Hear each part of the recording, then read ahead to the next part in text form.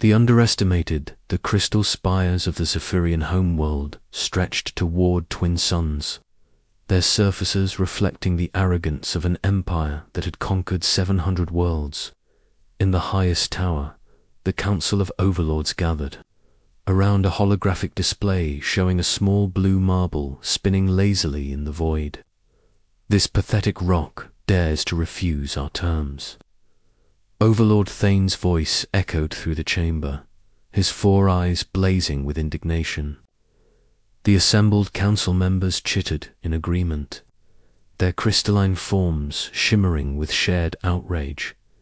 Commander Vex Korath stood at attention, his massive frame casting shadows across the war room. For 3 decades, he had crushed rebellions and brought entire star systems to their knees. This assignment felt like an insult to his reputation. The inhabitants call themselves humans, he reported, his voice carrying the weight of 1,000 victories. Primitive bipedal creatures with crude nuclear weapons and outdated chemical propulsion systems. They should have been extinct centuries ago. The council erupted in harsh laughter. The idea that such a backward species could pose any threat to the mighty Zephyrian Empire was absurd. They had witnessed the humans' fumbling attempts at space travel, their violent conflicts among themselves, their inability to even colonize their own moon properly. How many ships will you need to cleanse this world? Overlord Thane asked, already reaching for his seal of approval. Korath's mandibles clicked in what passed for Zephyrian amusement. A single battlecruiser should suffice. Perhaps 2, if we encounter unexpected resistance from their primitive aircraft. On the distant world of Terra, Dr. Sarah Chen stared at the readings on her quantum detection array with growing dread. The patterns were unmistakable. Something massive was approaching from the outer system, moving at speeds that defied human understanding of physics. Her hands trembled as she reached for the emergency communication link. This is Deep Space Monitoring. Station Alpha to Global Defense Command. She spoke into the transmitter, her voice steady despite the terror gnawing at her chest.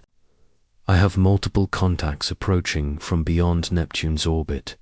Estimated arrival in 72 hours. The response came within minutes. General Alina Vasquez's weathered face appeared on the screen, her grey eyes sharp with decades of military experience. Dr. Chen, are you certain about these readings? The implications are ... double quotes, staggering, Sarah finished. General, we're not alone in the universe, and whatever's coming isn't sending us a welcome basket. The first alien broadcast reached Earth 6 hours later. The message was transmitted on every frequency, in every language, with crystal clarity that made humanity's most advanced communication systems look like children's toys. Commander Korath's image filled screens across the globe, his alien features twisted in contempt. Inhabitants of the world you call Terra, his voice boomed with mechanical precision. You have been selected for integration into the Zephyrian Empire. Your crude civilization will be dissolved. Your species will serve as laborers in our mining operations. Those who resist will be eliminated. You have 24 hours to signal your complete surrender. The broadcast ended with images of other worlds the Zephyrians had conquered. Burning cities, fleeing populations, entire civilizations reduced to ash and memory. The message was clear: submit or die. In the White House Situation Room, President Marcus Rivera stood surrounded by his advisors, military leaders, and scientists. The weight of humanity's future rested on his shoulders. Options, he asked, his voice cutting through the panicked chatter. We could try negotiating, suggested the Secretary of State. Perhaps we can reach some kind of arrangement. General Vasquez slammed her fist on the table. Negotiate. Did you see what they did to the Kepler colonies? There's nothing left but radioactive dust. These things don't negotiate. They exterminate. Dr. Chen leaned forward, her laptop displaying complex equations and energy patterns. I've been analyzing their transmission signals. Their technology is advanced, but it's not magic. If we can understand how their systems work, we might be able to develop countermeasures.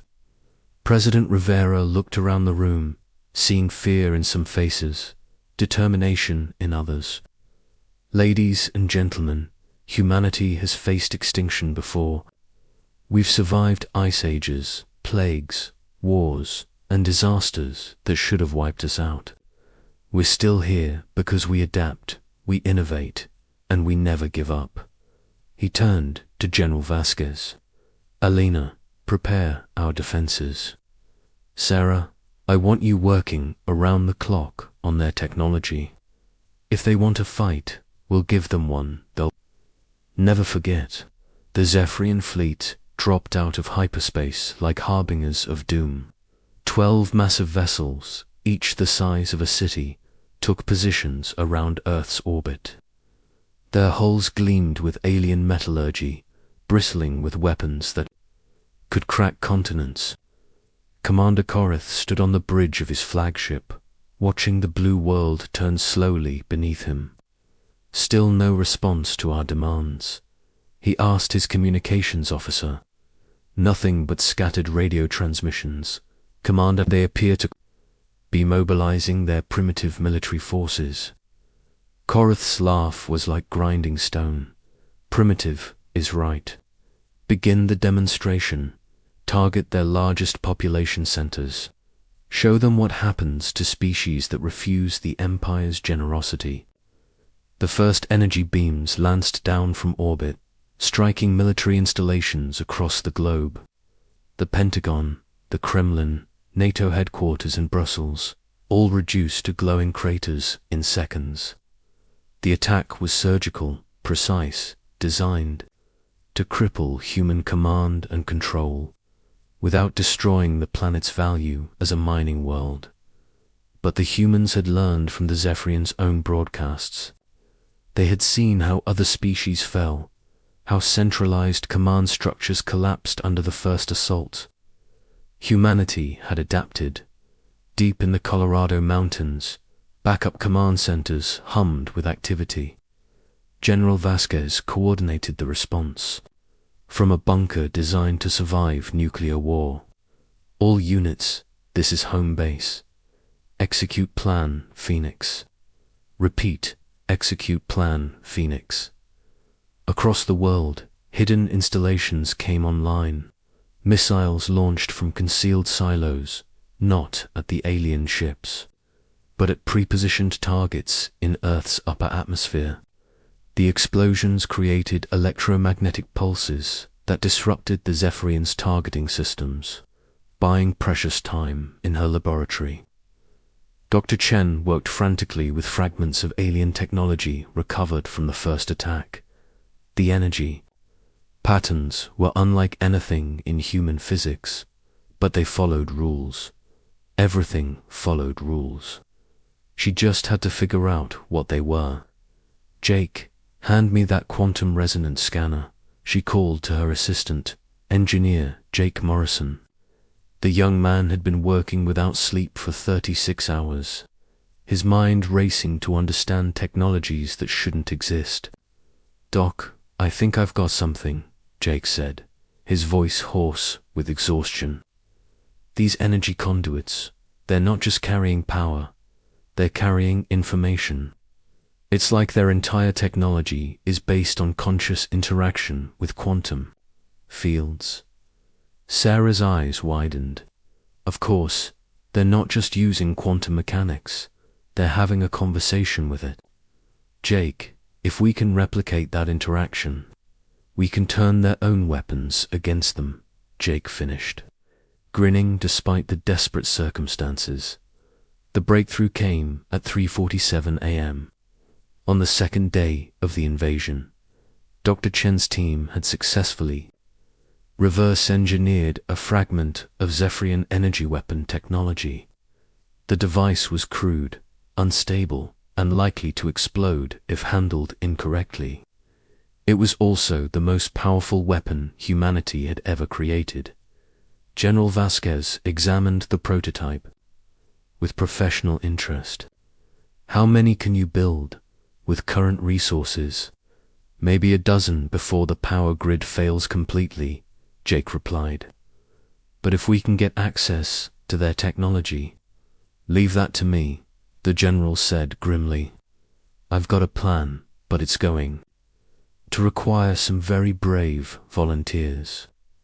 Commander Korath was reviewing casualty reports when the first human counterattack began.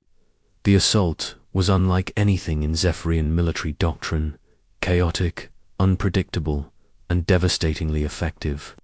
Human fighters emerged from hidden bases, their craft jury-rigged with alien technology that shouldn't have been possible to integrate. "Sir, we're detecting energy signatures consistent with our own weapons," his tactical officer reported, confusion evident in his voice. "But that's impossible. These primitives don't have the technology to—" The flagship shuddered as a human missile struck its lower hull. The impact wasn't powerful enough to cause serious damage, but it carried an electromagnetic pulse that disrupted the ship's quantum field generators. For the first time in decades, Commander Korath felt something he had forgotten existed: uncertainty. "How are they doing this?" he demanded. "They're supposed to be primitives." On the surface, General Vasquez watched the battle unfold through satellite feeds. The first phase of the human counterattack was succeeding beyond her wildest hopes. The aliens were confused, off balance, reacting instead of commanding. But she knew this was just the beginning. "Dr. Chen, we need more weapons. Whatever it takes." Sarah's voice crackled through the communicator. "General, we've identified their primary weakness. Their technology is entirely dependent on quantum field manipulation. If we can disrupt those fields on a large scale, we can bring down their ships," Vasquez finished. "How long do you need?" 48 hours, maybe less. But Alina, we're going to need a distraction. Something to keep them busy while we prepare the final phase." The general looked at the tactical display, where human forces were engaging alien fighters across the globe. Brave men and women were dying to buy time for a plan that might not even work, but that was humanity's way to keep fighting even when the odds were impossible. "Don't worry about the distraction," she said. "We'll give you all the time you need. Humanity didn't come this far to surrender now." As the battle raged above Earth's surface, Dr. Chen and her team worked desperately to turn the tide. They had cracked the aliens' technological advantage, but now they had to weaponize it. The future of the human race hung in the balance, and the clock was ticking. The Zephyrians had come to Earth expecting to find a primitive species ready for harvest. Instead, they had awakened something far more: dangerous human ingenuity driven by the desperate need to survive. The empire that had conquered 700 worlds was about to learn why humanity had never been conquered at all. The awakening commander, Vex Korath, paced the bridge of his flagship, his crystalline claws clicking against the metal deck plating. The holographic displays around him showed a tactical situation that made no sense. These humans, these supposed primitives, were not behaving like any species he had encountered in 3 decades of conquest. "Status report," he demanded, his voice carrying the edge of barely controlled fury. "Sir, we've lost contact with Assault Group Beta," his tactical officer reported, his voice trembling with disbelief. "Their quantum signatures simply vanished. No distress calls, no debris fields, they just ... stopped existing." Korath's 4 eyes blazed with rage. Impossible. We're dealing with a species that barely mastered nuclear fusion. They can't possibly have weapons capable of quantum field disruption. But the evidence was undeniable. 3 of his battlecruisers had simply disappeared from sensors, their quantum signatures erased as if they had never existed. The remaining ships reported increasing difficulty maintaining their energy shields, and their weapons were becoming less effective with each passing. Our dot on Earth's surface, the revolution was spreading like wildfire. In hidden laboratories and makeshift workshops, humanity's greatest minds worked alongside ordinary citizens to create weapons that shouldn't exist.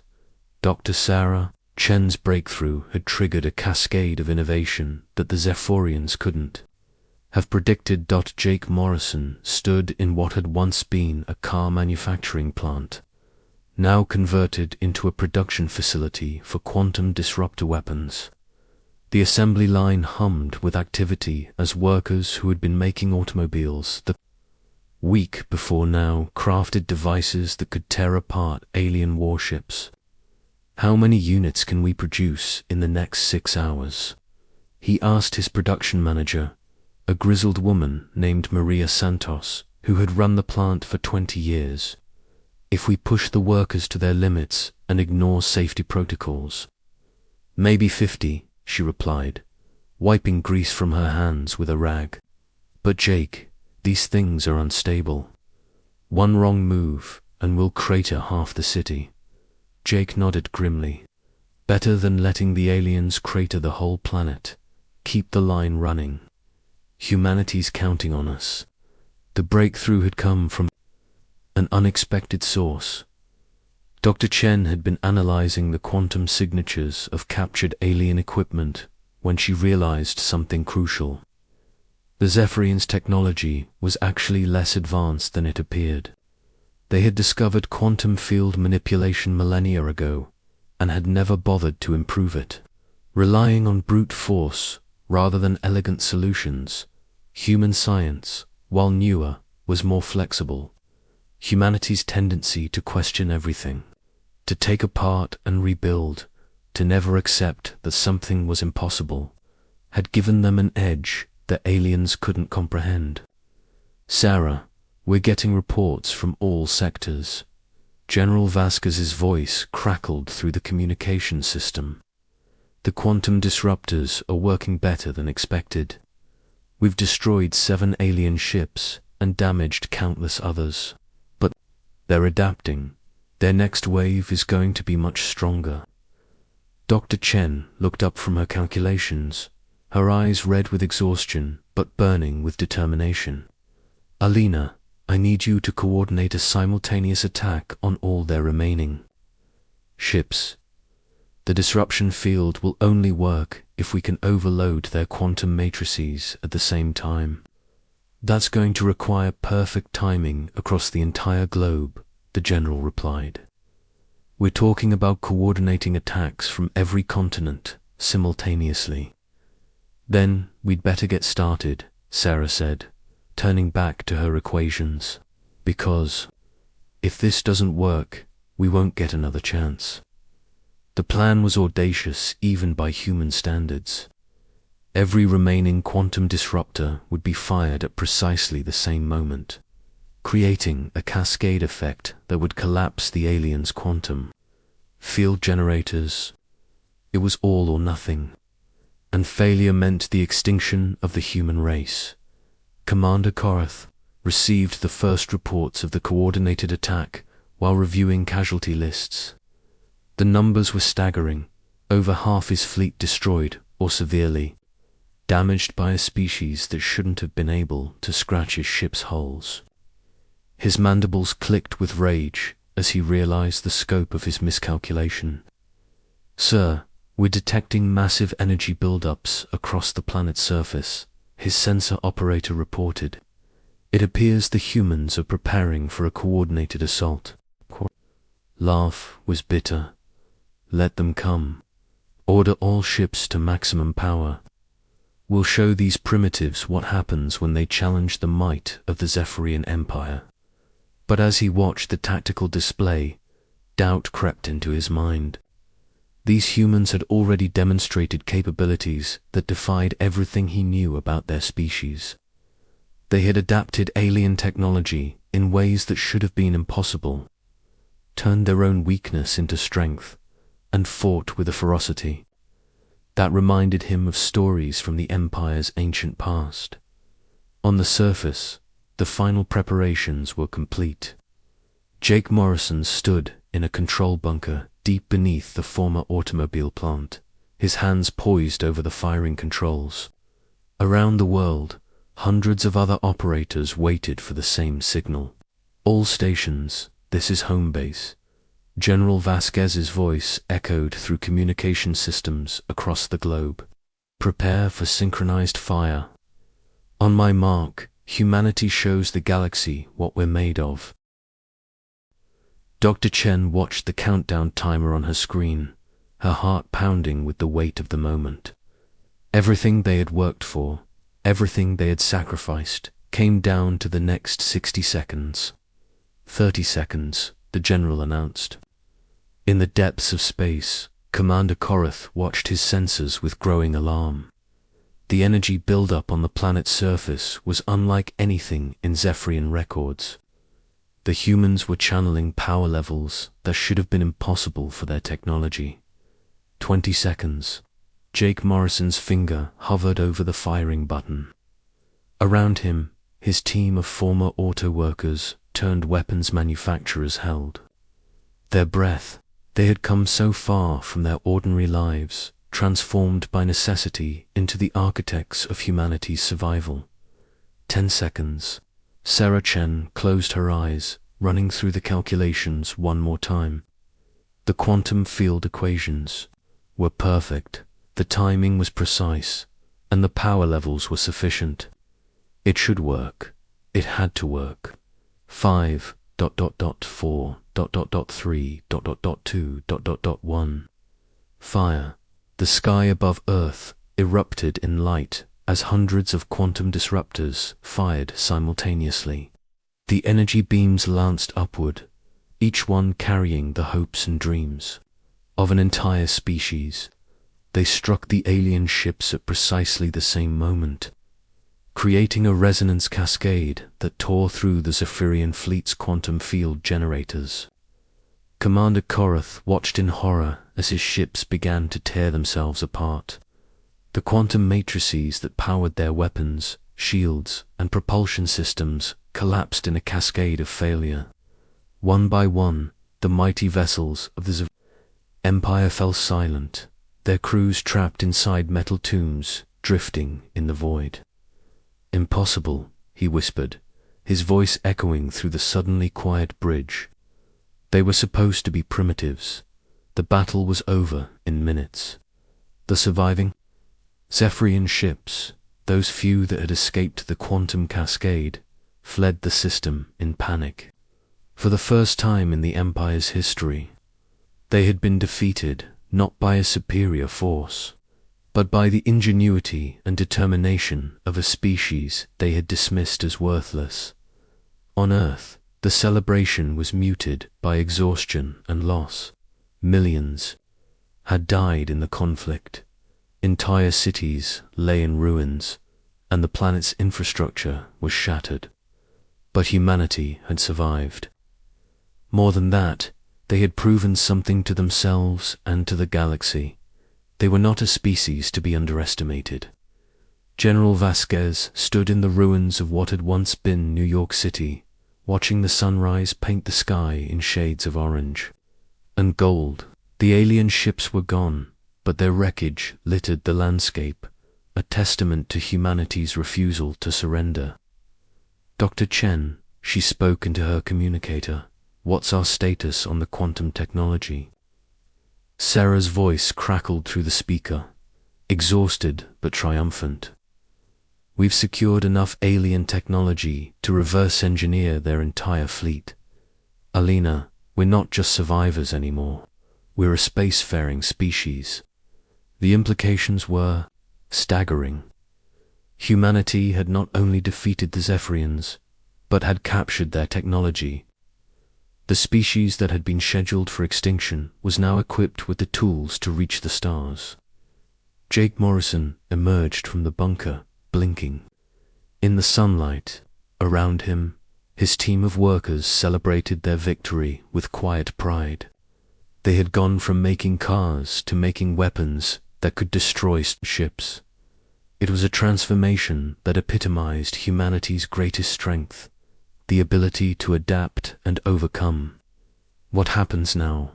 Maria Santos asked, looking up at the sky where alien wreckage still fell like metal rain. Jake smiled, his eyes reflecting the hope that had carried them through the darkest hours. "Now we rebuild, we learn, and we make sure that no one ever underestimates humanity again." Across the galaxy, the news of the Zephyrian defeat spread like wildfire. Species that had been conquered centuries ago began to whisper of rebellion. The empire that had seemed invincible was revealed to be nothing more than a collection of bullies who had never faced real resistance. Commander Korath, his ship limping back to Zephyrian space, sent a message to the Council of Overlords. His words were simple but carried the weight of a shattered empire. The humans are not what we thought they were. They are not primitives. They are survivors, and they are coming. The small blue planet that had been dismissed as a joke had become the catalyst for a galactic revolution. Humanity had not just survived their first contact with alien intelligence, they had thrived. The species that had been scheduled for harvest had become the harvesters, and the galaxy would never be the same. As Dr. Sarah Chen stood in her laboratory, surrounded by alien technology that she was already beginning to understand and improve, she smiled. The stars were no longer distant lights in the sky. They were destinations, waiting for a species that had proven it could overcome any obstacle. The Zephyrian Empire had come to Earth expecting to find victims. Instead, they had found something far more dangerous, humans who refused to be conquered. The galaxy was about to learn that sometimes the greatest threats come from the most unexpected places, and that species willing to fight for their freedom would always find a way to win. The war was over, but humanity's journey to the stars had just begun.